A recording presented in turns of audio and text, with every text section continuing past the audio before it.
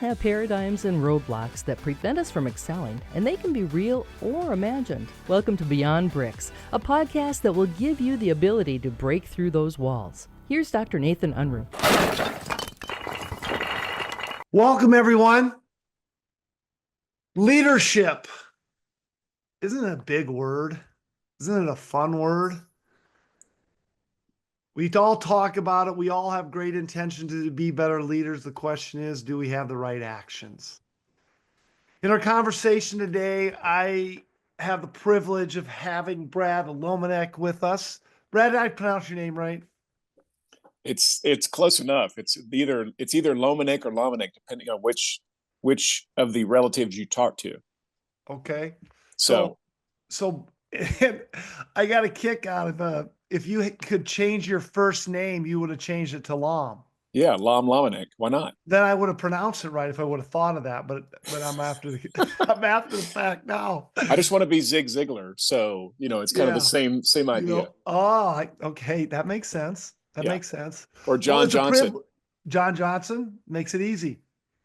Well, it's a privilege to have you here, and I'm so excited to dive in and just pick apart your brain. And so I'm going to kick things right off. Is that, I was reading about you. I've got the opportunity to read your books. Love it. The H3. I love that book. The Catalyst Leader, another fantastic book you've written. But you made a statement. If I could sit down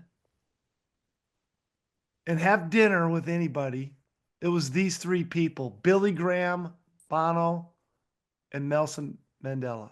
Yeah. Why?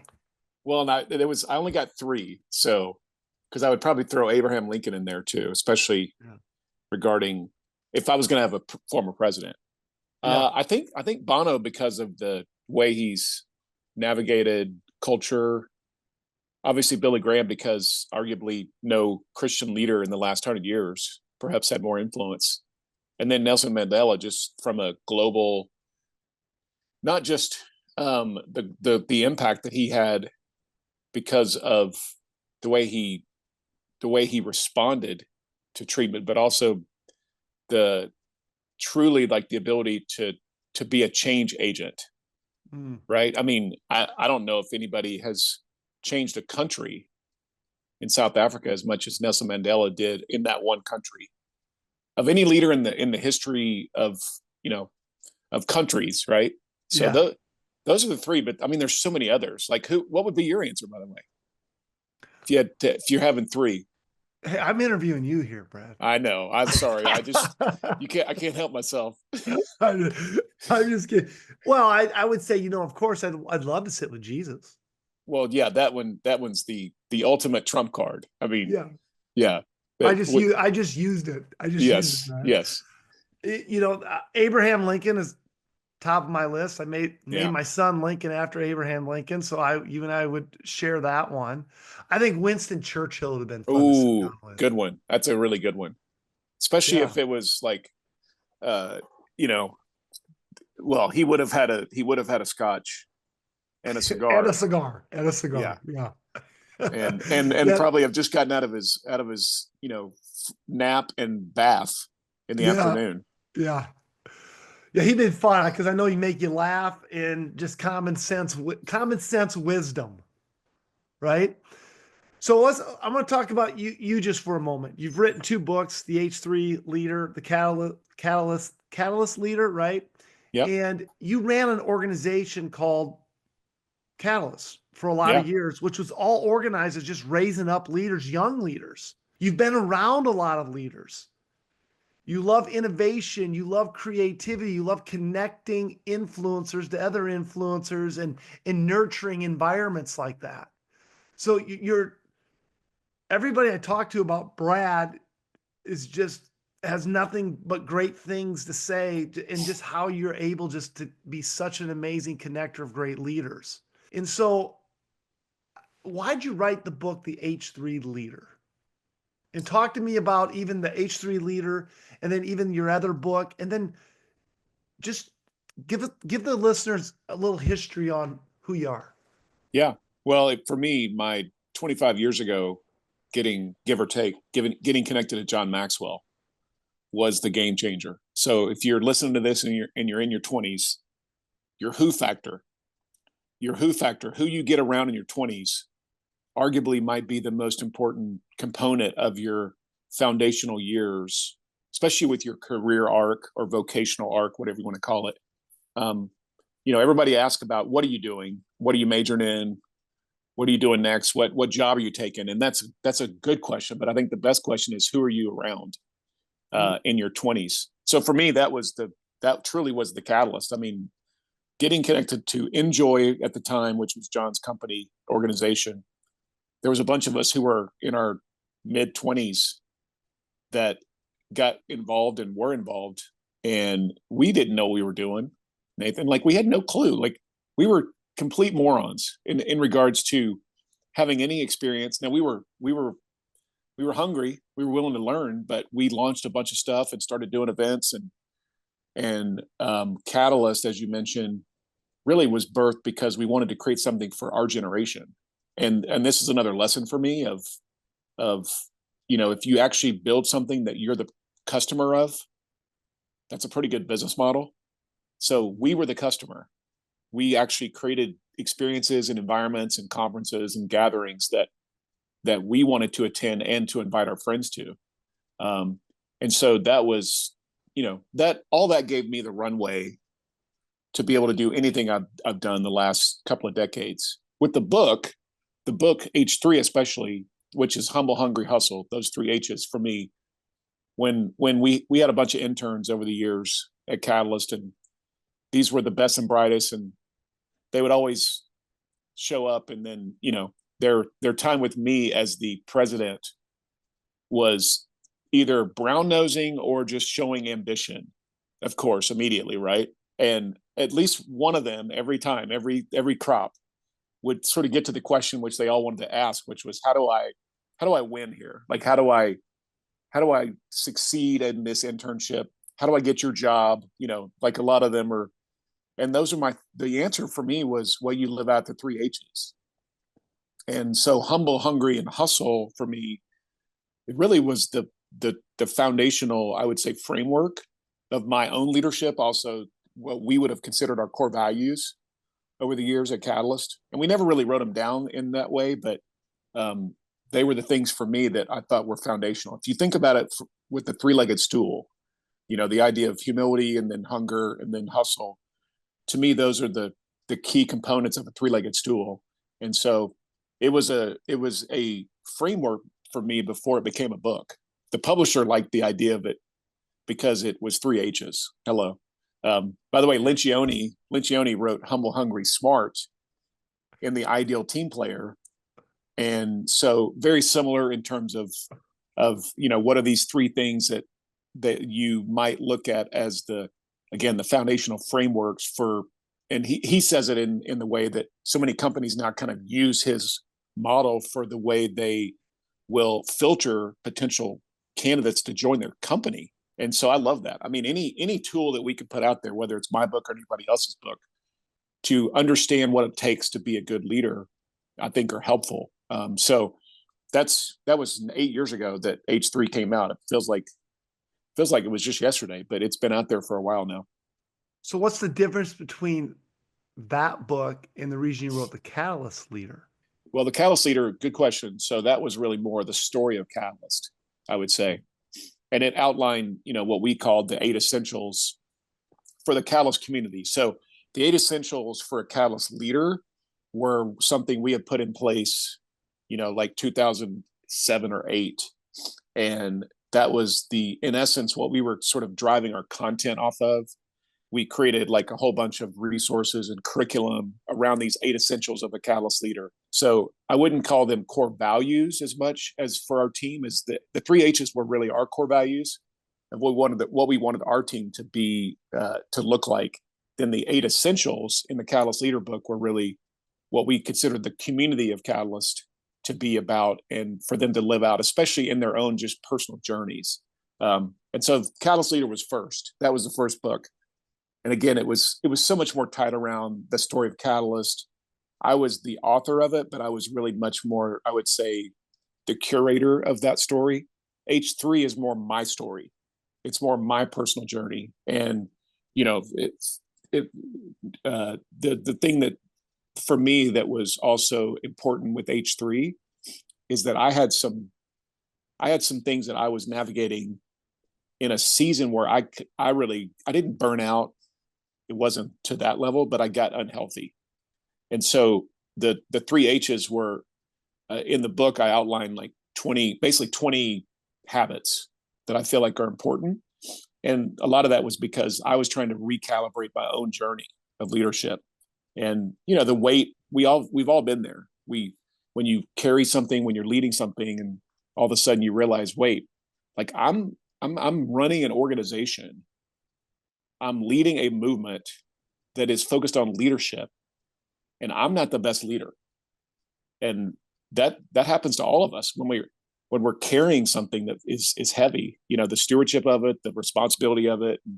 So there was a lot of things in that 2013, 2014, 2015 timeframe for me that get unpacked in the book.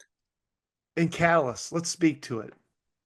I mean, it was on fire. In a good way, right? Not a fire. Oh, not a dumpster, I mean, not a dumpster I just fire. remember because it was always held in Atlanta, right? Well, the original conference was in the fall in Atlanta, but when I stepped out of really day-to-day leading it, I think we had 4 different national conferences. There were multiple days. We had a bunch of one-day gatherings. So, it had multiple expressions. But yes, the original, the one that started in the year 2000, it was held in Atlanta every fall. And thousands Yeah. of attendees. Yeah. Yeah. It was, I mean, in our little world, and again, I am not naive. There are so many other things out there, and were other things out there that were big, that had scale, that had influence. But in our little world of what I would say, like the career-aged young leader in their 20s and 30s, especially in the Christian leadership space, Catalyst was a pretty big deal. But in that little pond, not in the big ocean of leadership. I mean, we were okay in that world, but in our little small bubble, we definitely captured a market. So I want you to pull apart a few things for me from H3. Now, when you and I talked before, I told you, and I did this before I ever read your book, I ripped off H3. Well, please, we all rip off stuff, especially any authors. Yeah, and mine was heart, hustle, and humility. There you go. Yeah. So I've been through your book a couple of times, and I love it, and because I just love the concept, and I love simple. And my 3 values happen to be those 3 valuus: right? Heart, hustle, and humility. Humility. And those are my What's your heart, values. by the way? What do you say heart represents? Am I willing to give more than I get? Okay. And Got using the example, servant leadership. Jesus washed the feet of the 12 disciples. He didn't need to do that. It was a way of showing I'm going to give more, and I'm going to lead by example. Heart means enthusiasm for every relationship. Got it. No matter who that human being is. Yep. I'm going to love them. I'm going to love them. So that's what it means to me. But again, let's do H4. Look at you just did again. You're asking me questions again. Let's do H4. We'll come out with a new one. H4H. Right, we'll call it 4H. 4H. 4H. 4H. I love it. All right. So pull apart some of the habits that you talk about in that book. I mean, just give us a few that listeners can chew on.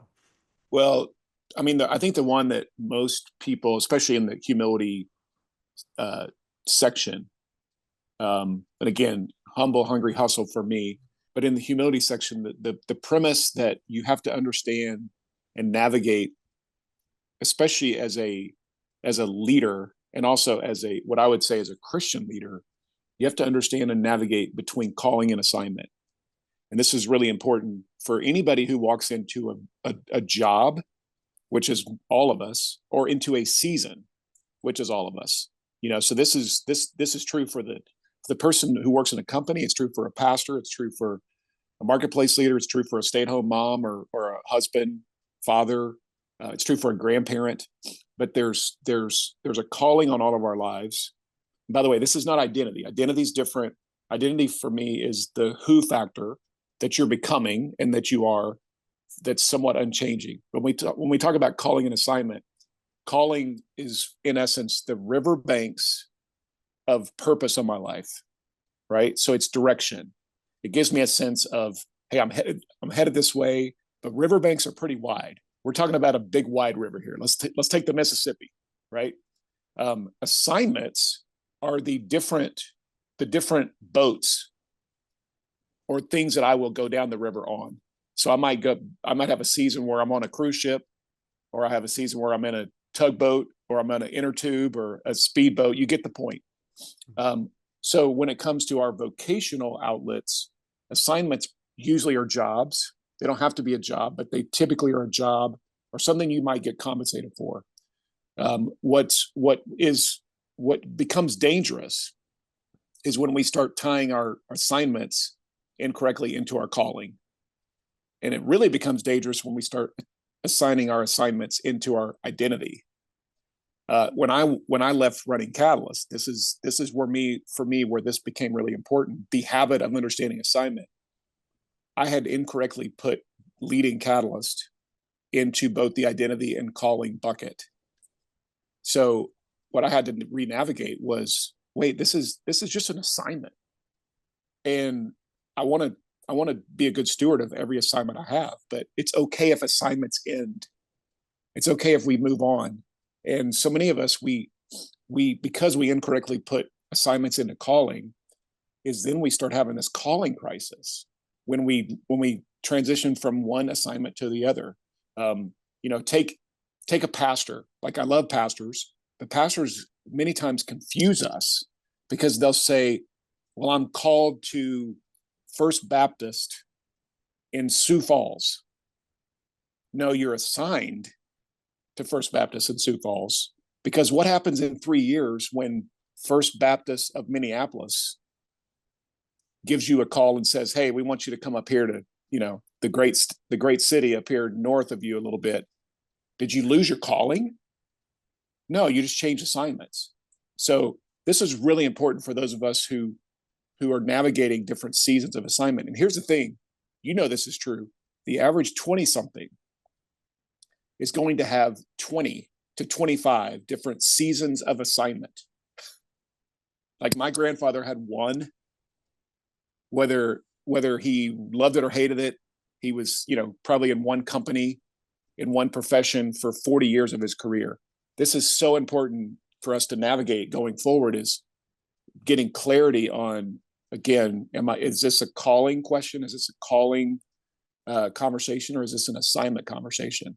And I'll stop there and let you respond. But that one's really important in terms of the habit of being able to then correctly piece together 10 to 15 perhaps different assignments over the course of your vocational career that now add up to the expression of your calling, and then give evidence to your identity. I love the analogy, and I love how you delineate that. And I'll tell you, as you're saying it, one of my assignments, I had made my calling, and I got them messed up. And I'll never forget the emotions that I had.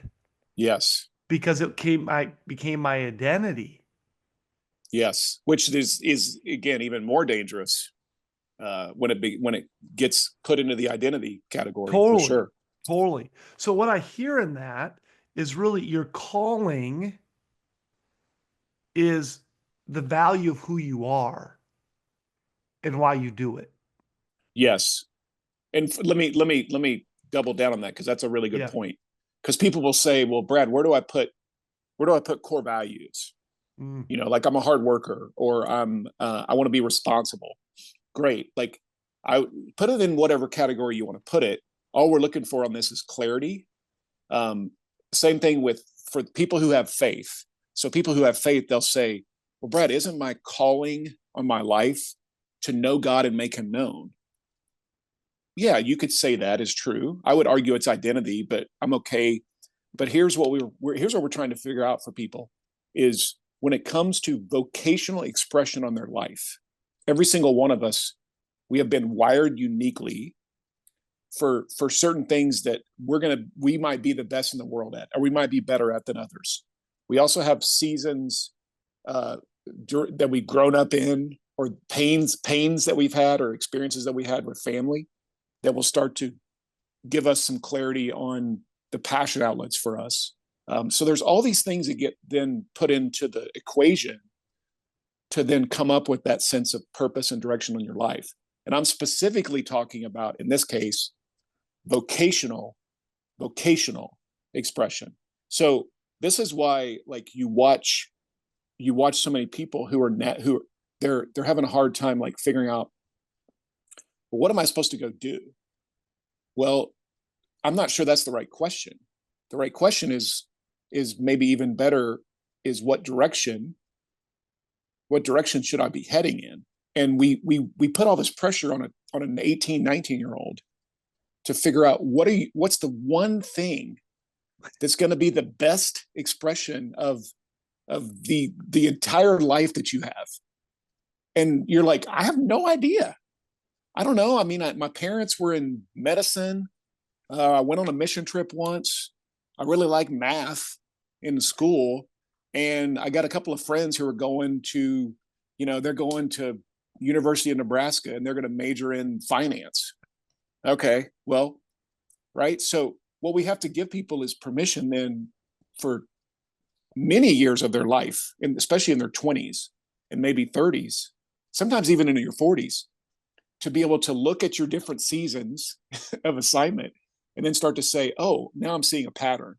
Now I'm seeing the things that might be true about the direction of my life. So again, we don't have time to really dive way deep into this, but this is a huge issue, especially for many of us who are helping our young friends, whether it's your kids or your grandkids, who are navigating this. And there is because we're in a project generation, there is all kinds of deep anxiety around this. The reason so many 20-somethings are anxious is actually because they have more choices than ever. And more choices than ever actually are creating more paralysis. They're actually creating more frustration and anxiety because they haven't done the hard work of figuring out, okay, well, what's the direction of my life? Because I've got 97 things I can do. And the worst advice we can give to somebody is, well, just go do whatever you want. That's terrible advice, because you may not be gifted in it. I mean, thank the Lord for Simon Cowell on American Idol for all those years, who would actually tell somebody, you stink. You stink. Yeah. Because they're showing up going, oh my gosh, I just feel like music is the outlet for me to change the world. I'm like, no, it's not. You're terrible. But your parents told you were great at singing, and it's not true. Find another occupation. Yeah. Oh, that's funny. And you're right. We need those people around us to tell us what we need to hear, not what we want to hear. Yes. My gosh, please be the friend, or be the parent or the grandparent or the uncle or the aunt that will give your the students in that 18 to 25-year-old age range, give them the ability to start to get self-aware. And I do believe that passion and energy and hustle and hard work, and willingness to do whatever it takes, again, you can get better at something. But for you and I both, like, I know what I'm best in the world at. I'm best in the world at connecting, gathering, and influencing influencers. That's the calling statement on my life. It gives me purpose. It gives me direction. It gives me riverbanks. But like, I'm a great connector. I'm a curator. I've been doing it since I was 3 or 4 years old, and I didn't even know you could have a job that did that. But for me, that's the through line. The through line for me is connection, and it's the ability to gather and release leaders. So that's so clear for me, and I can do a lot of things, but I know that, again, the direction on my life is very clear, and that it's freedom. It's a freedom to be able to then walk into different seasons and know that I'm going to be on point. Well, as I think about you saying some of those things, and we're okay, the 18, 19, 20, even 30-year-olds. Yeah. But how, if I got people listening right now, maybe they're like my age, in their 50s or Yeah. 40s.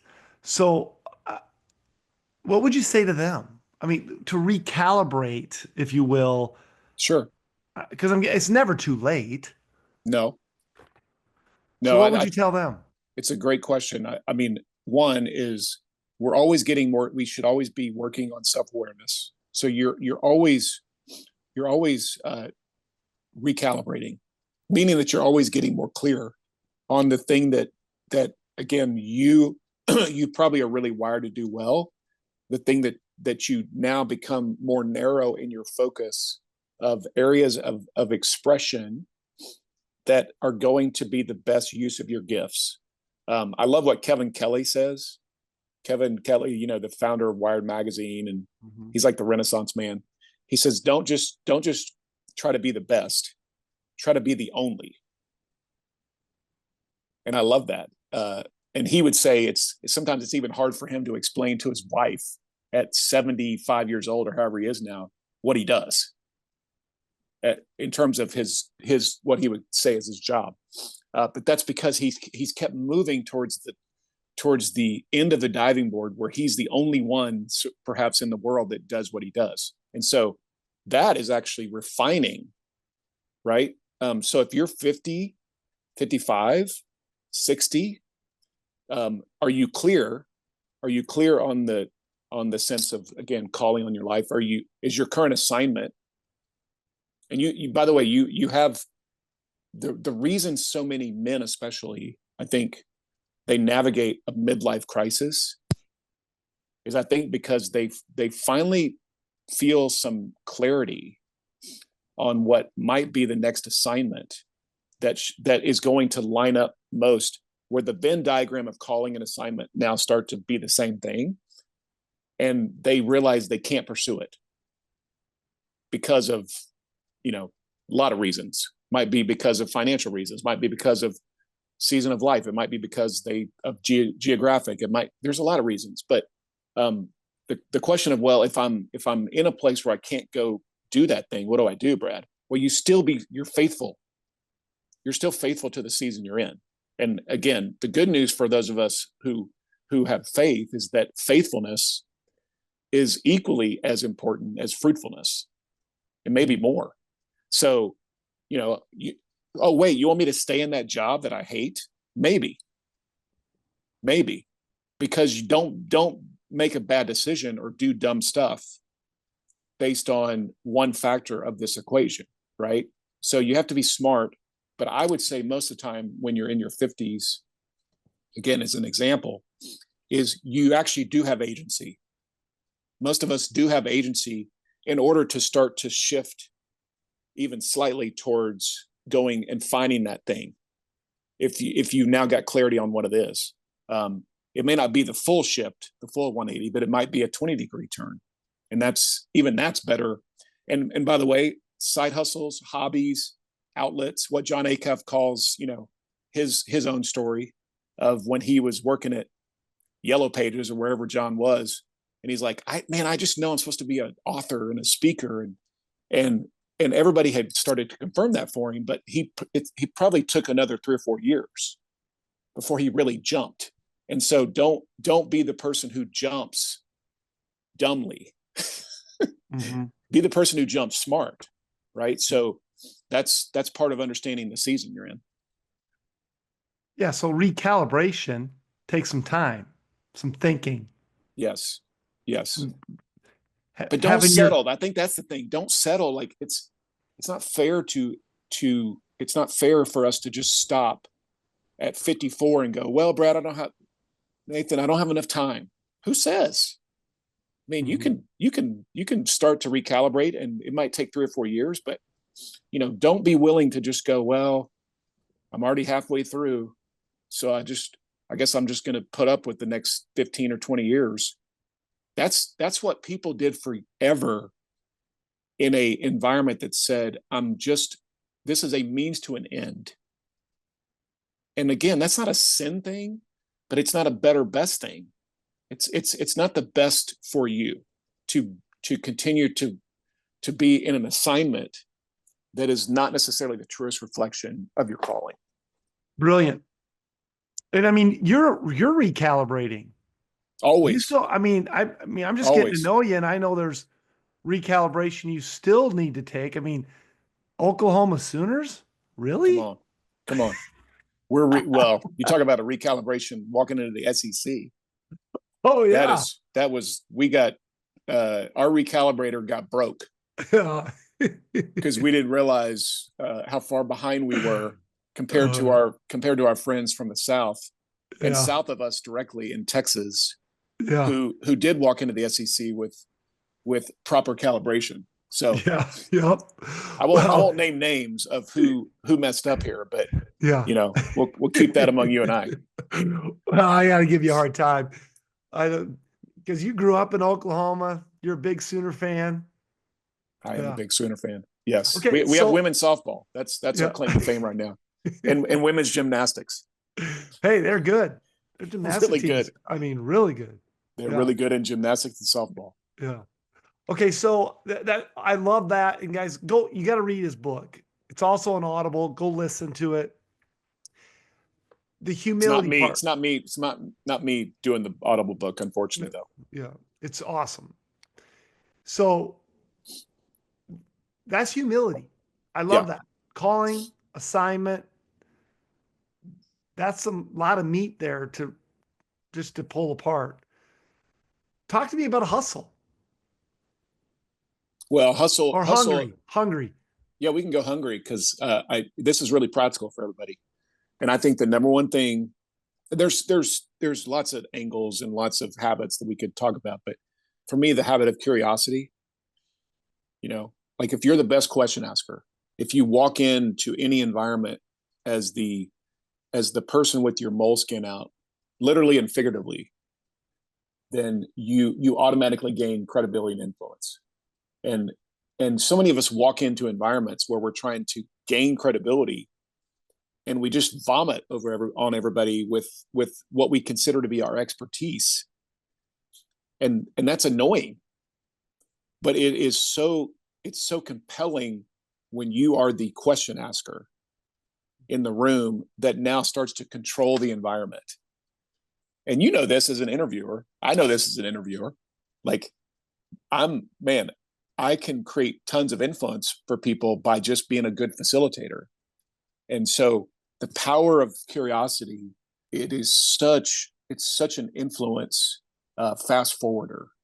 And, I learned this from Maxwell. I learned this from John Maxwell working for John, because that's part of his DNA.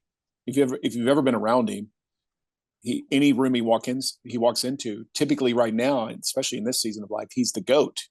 In any room, he's the guy that everybody's kind of there to hear from or meet or whatever. And he will automatically just turn the tables and start to ask people, hey, tell me about what you're learning.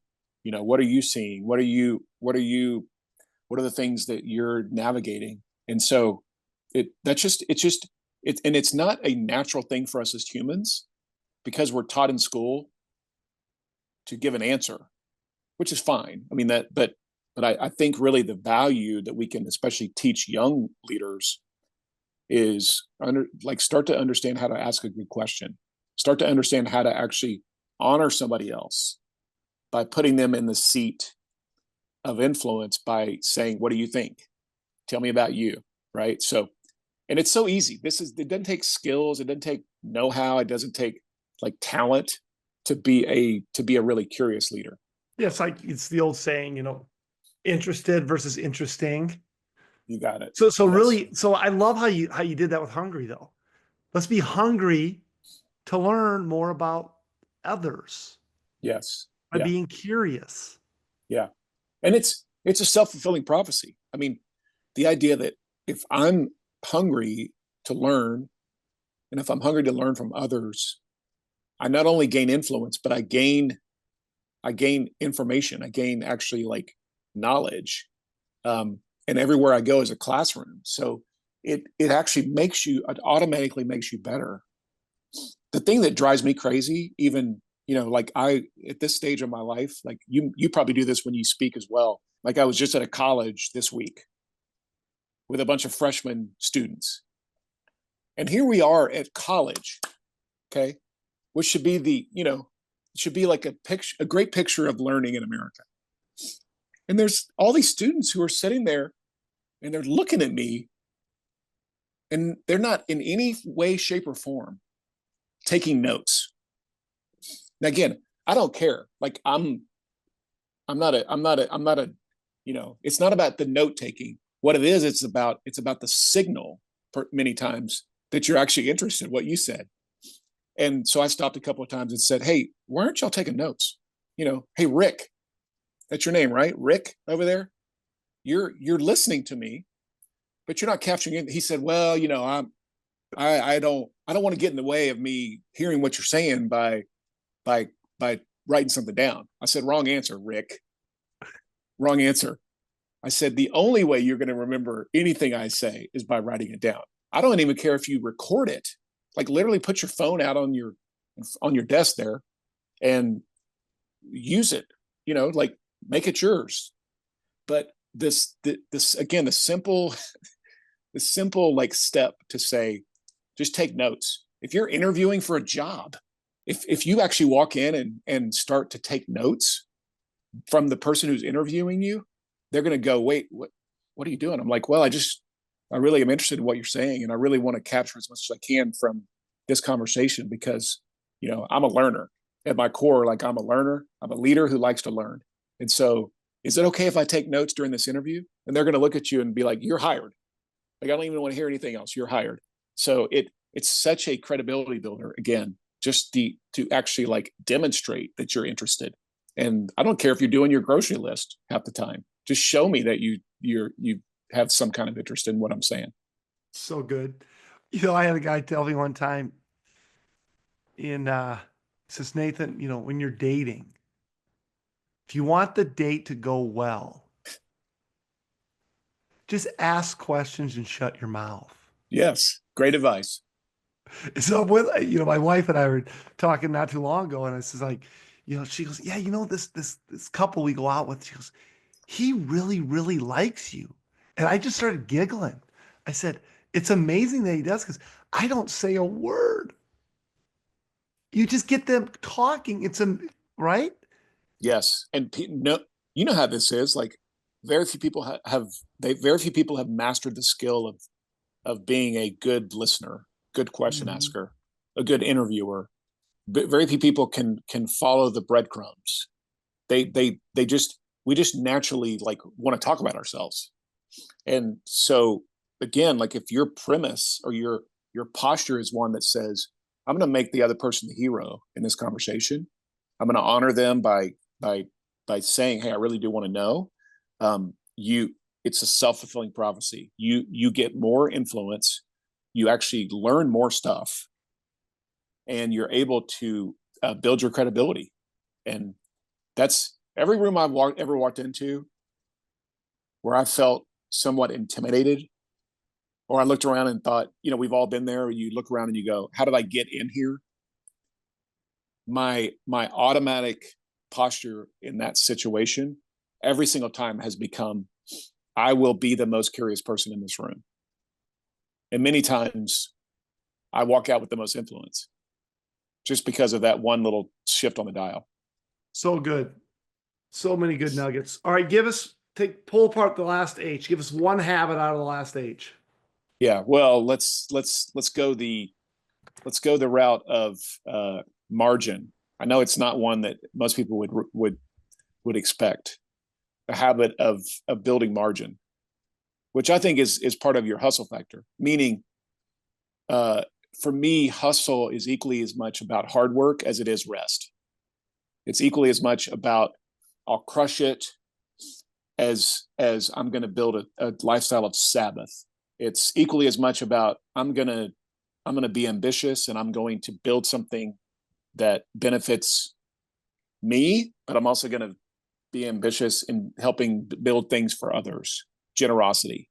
So specifically margin though, margin is such a powerful tool because it's the way we build memories.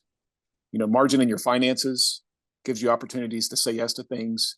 Margin in your friendships gives you opportunities to like have moments of transformation. Margin in your family. So the power of margin is such an important piece. And when I was young, Nathan, like, I don't know who taught me this. Nobody really did. I think it just kind of was like, I thought this was true.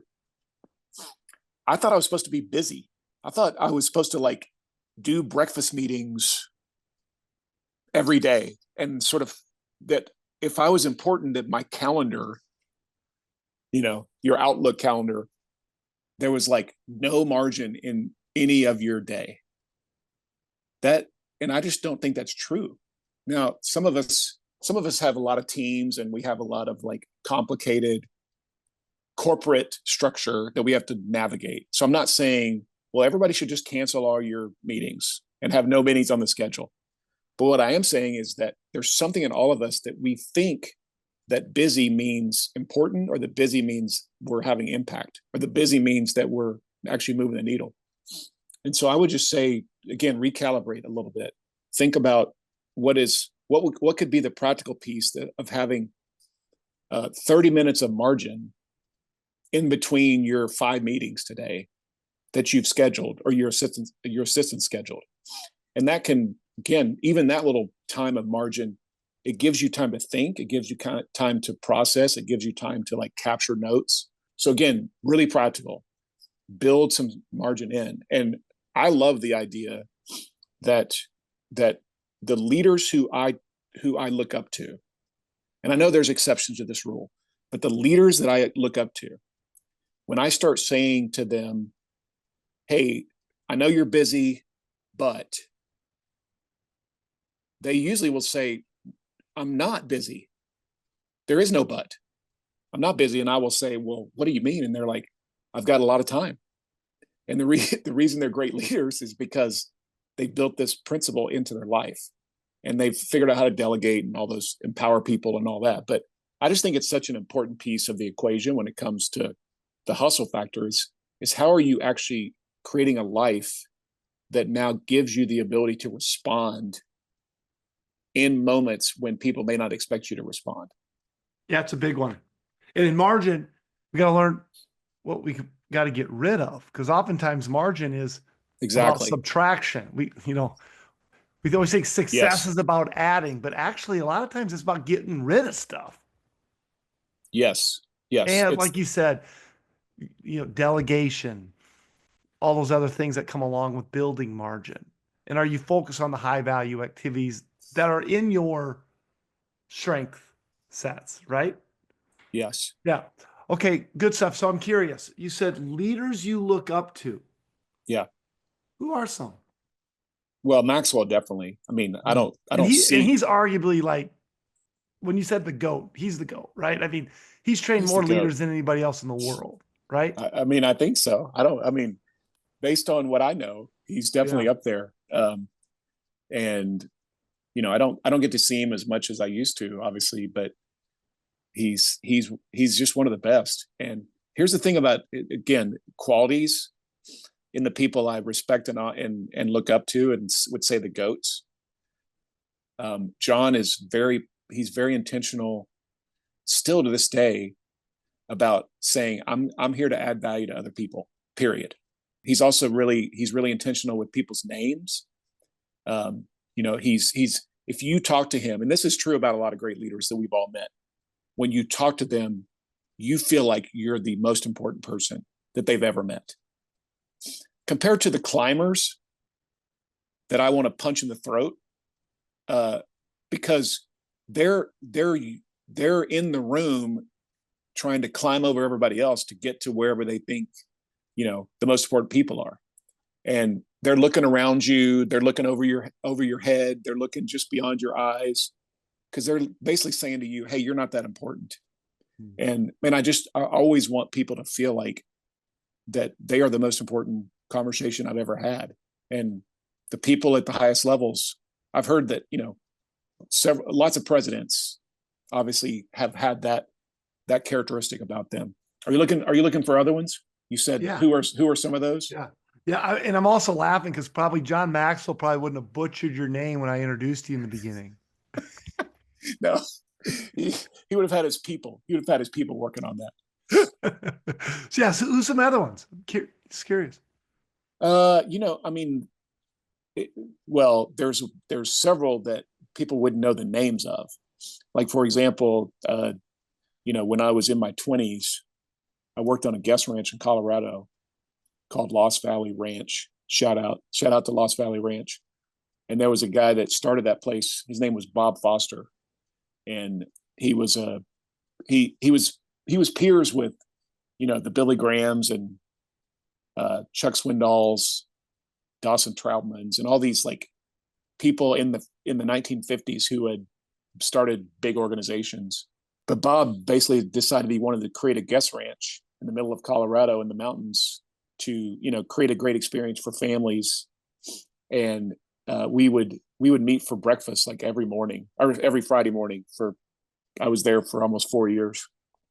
And one of his big things was, Brad, your 20s establish your 70s. Because he was at that point, I was 23 and he was 73. So he was 50 years ahead of me. He was basically saying, like, the man you become in this season of your life is really going to be the foundation that will help you become the man that I am at 70, 75, let's say. And it was such a great lesson of my 20s established my 70s, So most people wouldn't know who he is, but he was definitely one of the people in my life that has had a huge impact. I mean, all the speakers and folks that were connected to Catalyst over the years, of course, Andy Stanley and Craig Rochelle, both of those that many people might listen to or know of or read their books or listen to their podcast. I mean, those guys had a massive impact on me, for sure, just both in terms of getting to work with them and also just watching them up close. And I think that's the thing I've learned too with so many leaders. I'll give you with Craig specifically, Craig Rochelle. And Craig's talked about this, so I'm not sharing anything he hasn't shared publicly. His whole thing is he's such a leader of integrity and of character. And he basically says, I have more things in place that protect me from myself than perhaps any other leader that I know of. I'm like, Craig, you're a spiritual giant. You are at the top of the food chain. So it feels like of anybody, you would be the one who doesn't need that. And he's like, well, maybe, but I know this. The reason that I can be a leader like that is because I'm willing to actually protect myself from myself. So the lesson for me in that is simply this: like, the higher you go in leadership, the more you have to lose, the more you're stewarding, the bigger the platform. All just, again, start thinking about the people who are most well known are the people that should be putting things in place to protect themselves the most. And just basically what he's saying is, even when it comes to, looking at websites he should be looking at, he has so many things in place that actually don't even allow him to do that. So, and we all look at that and go, well, again, like, Craig, you should be the person who's able to resist temptation. It's like, maybe, but you know what? Like, I'm not even going to let myself get there. And again, such a great lesson for any of us is be willing to put systems in place that will never even let you get to what we would, consider the gray zone. So I'll stop there, and I've got others. No, so good. And all those leaders, so good. And guys, what I want you to hear in that, there's so many nuggets there and that Brad shared with us here. But like, even those people you just got done mentioning, the who factor. You started a conversation with the who factor. Such a powerful concept. Who are you allowing to speak into? Who are you allowing to add fuel to your dreams? Who's in your life? And then big concept there. What do you put in place to protect yourself from yourself? Yeah. Big deal. Because we're still human beings, Yes. right? So, and making sure that you're self-aware. totally. Such an important piece of this. Yeah. A lot of us live in hopa land, Yeah. right? And we start copy and pasting. The challenge for me all those years was to make sure I didn't copy and paste all these great leaders that I got to be around. Because that's the tendency for so many of us is we start like Lego piecing, and all of a sudden you look at somebody and go, wait, are you trying to be John Maxwell right now? Right. Stop, please. That's not working. I love it. All right. So here's some things I wrote down is the who factor. Big one. Calling versus assignment. Great habit, great reflection, recalibration, and thinking about your calling versus your assignment. Get curious. Hungry looks like being curious.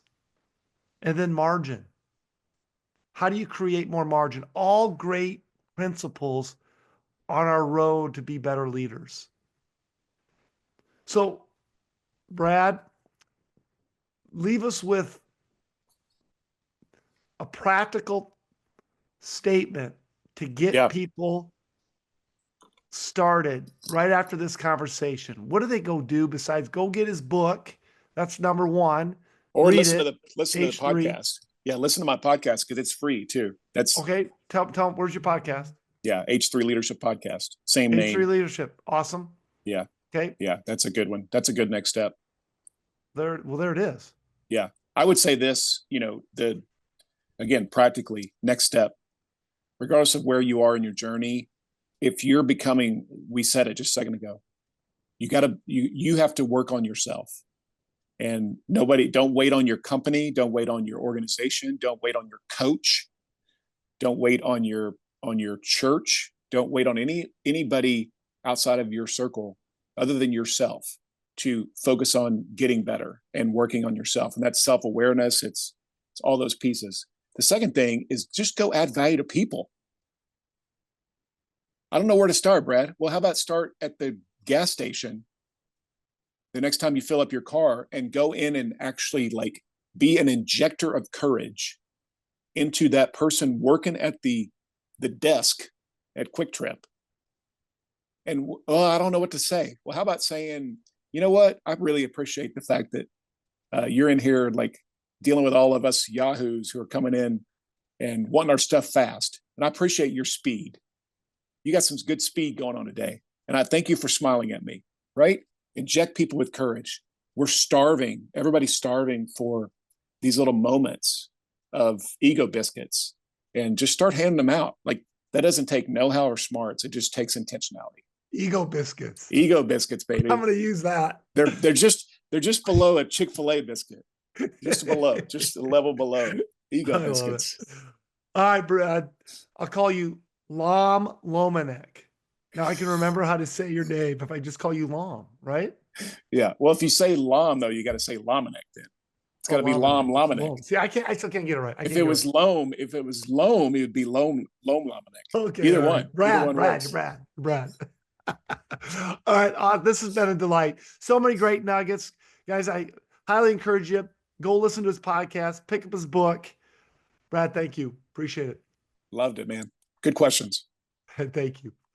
Have paradigms and roadblocks that prevent us from excelling, and they can be real or imagined. Welcome to Beyond Bricks, a podcast that will give you the ability to break through those walls. Here's Dr. Nathan Unruh.